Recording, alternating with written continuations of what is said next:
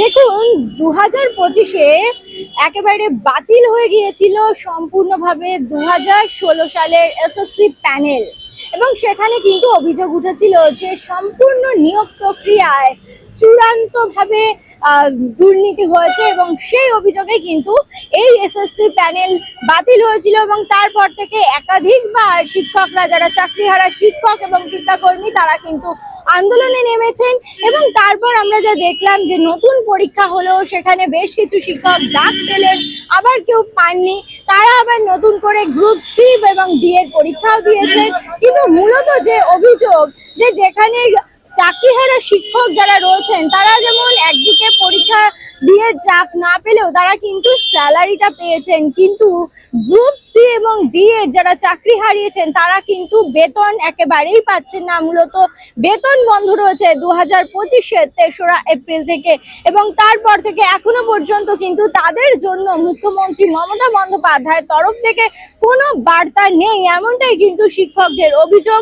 এবং সেই কারণেই কিন্তু তারা আবার পুনরায় পথে নেমেছেন, এবং আজ পশ্চিমবঙ্গ মধ্য শিক্ষা পর্ষদে তারা গণডেপুটেশন জমা দিচ্ছেন। এবং তাদের যে অভিযোগ, যে মুখ্যমন্ত্রী যখন এসআইআর নিয়ে পথে নেমেছেন, ধর্নায় বসেছেন, যখন ডিএ নিয়ে তারা আদালতের দ্বারস্থ হচ্ছেন, তবে কেন শিক্ষকদের নিয়ে নয়? তাদের কাছে, মুখ্যমন্ত্রীর কাছে তাদের আবেদন যে মুখ্যমন্ত্রী যেন তাদের হয়ে, অর্থাৎ 2016 সালের এই চাকরিহারা শিক্ষক এবং শিক্ষাকর্মীদের জন্য যেন কিউরেটিভ প্যানেলে আবেদন করে সুপ্রিম কোর্টে, এমনটাই কিন্তু দাবি করছেন চাকরিহারা শিক্ষকরা।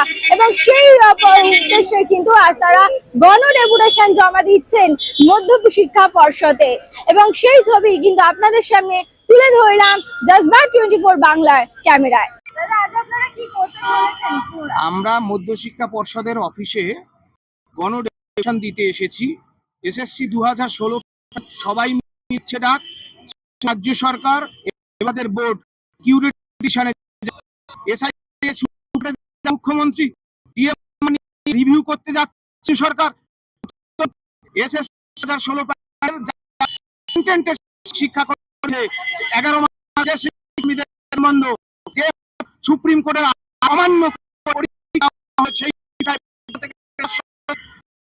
শিক্ষকরা তাদের ভবিষ্যৎ 7 বছর না, সুতরাং চাকরি পাওয়ার জন্য রাজ্য সরকার এবং বোর্ডকে কিউরেটিশন ফাইল হবে। সেই আজকে অফিসে গণডেপুটেশন দিতে।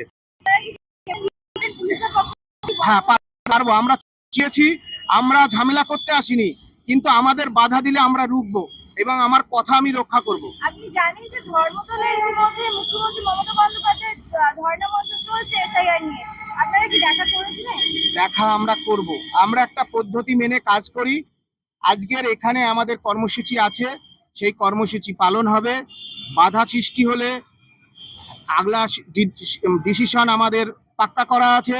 আমরা ধর্মতলা ফাঁকা আছে, আমরা লড়াই করতে জানি। আমরা তো দিদিরই ভাই, আমরা তো মমতা দিদির ভাই, তিনি লড়াইয়ের দোহাই দেন।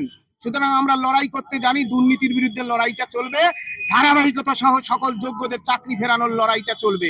তার জন্য এখানে কেন, ধর্মতলা মেট্রো চ্যানেলে কেন, কালীঘাট কেন, সব জায়গায় যেতে পারি এবং যাব।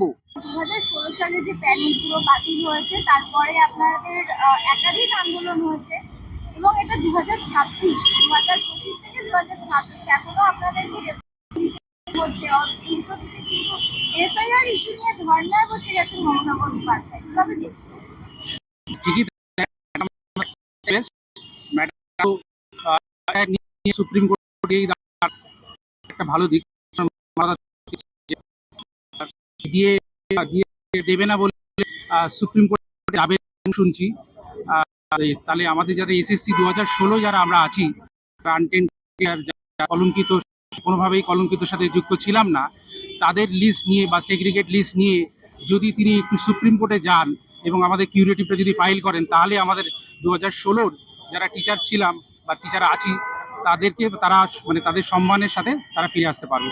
এটাই তার কাছে রিকোয়েস্ট। তিনি এসআইআর নিয়ে যেরকমভাবে আন্দোলন করছেন বা ধর্ণা দিচ্ছেন দিক, আমাদের 2016 টিচারদের জন্য একটা কিউরেটিভ ফাইল যাতে করে, সেই আবেদন, সেই আবদার, সেই ডেপুটেশন আমরা আজকে দিতে এসেছি। যাবে তো হাজারখানেক, তো আশা আশা করি সবাই, যারা আমরা কল পাইনি, অর্থাৎ যে যে পরীক্ষায় বসিয়েছে সেই পরীক্ষাটা আমাদের মতন করে তো সুপ্রিম কোর্ট যেভাবে বলেছিল এসএসসি হোক রাজ্য সরকার হোক ঠিক সেভাবে নেয়নি, ঠিক তাদের মতন করে নিয়েছেন।